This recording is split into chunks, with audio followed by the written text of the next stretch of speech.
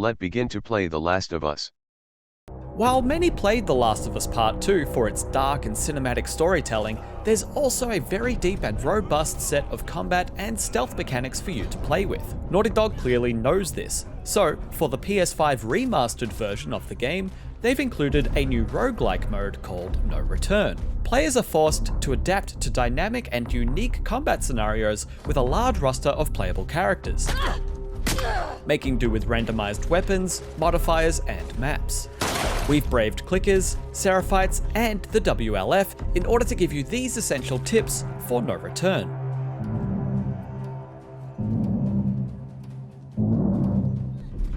No Return encourages a faster pace of gameplay than usual, as enemies will be on the hunt and will slowly gravitate towards your position, making quick thinking and strategizing essential for each encounter. Sitting back or waiting in a corner will provide no advantage, as it's only a matter of time until you're caught or flanked by patrolling enemies. We recommend regularly scavenging for bottles and bricks to reroute enemies away from your position. While you can play each character in whatever way you wish, keep in mind that some characters are better suited for some scenarios more than others. If you feel like being particularly aggressive rather than stealthy, playing as Abby will give you a leg up with her innate heal on melee kill ability.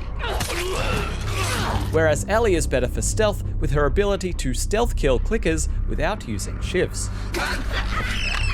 Just like in the base game, you'll need to pick up resources in order to craft the weapons and tools required to make it through each encounter. The difference in No Return is that you need to do this scavenging while under the pump, either when the wave timer is counting down, or during a round when the enemies are in the arena. Make sure you're diligently exploring each location, as the materials you find and equipment you make will stay with you between rounds. In between rounds, there are 2 separate timers for the wave countdown, as well as backpack preparation time. The preparation timer activates when you're in the backpack menu, meaning you can use this time to craft things without reducing the overall wave timer. This lets you maximize your exploration time each round to find the cache that spawns, as well as other supplies. Mods are a big part of what makes No Return special. They'll change up your run in subtle or drastic ways. You might get a damage boost while at low health, caustic bloater pustules might rain down from the sky, you could set enemies on fire with melee attacks, or enemies can even be invisible. The trade-off for choosing encounters that are this dangerous is that you will usually be rewarded with many more materials for completing the round, so weigh up carefully whether these effects might be run killing, or if they're worth the risk for the potential reward.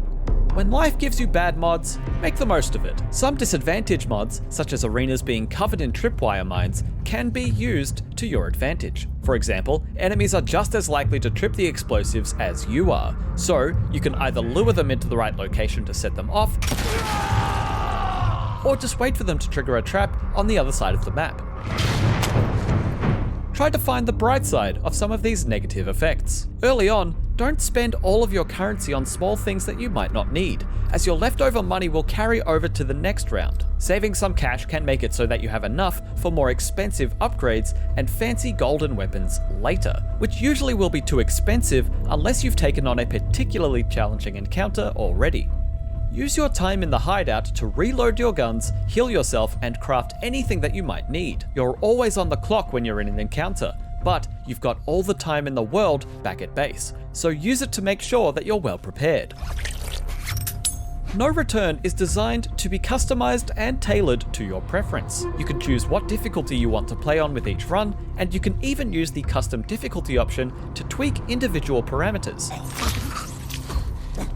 You can also set up a custom run, which can let you determine which mods, enemies, encounter types, and bosses will appear, all without penalty to progression and unlocks. With these tips, hopefully you can complete your runs and survive to fight another day. For more The Last of Us, check out these 7 cool details from the remaster's Lost Levels, or our Part 2 remastered performance review. For all other things gaming, stick with IGN.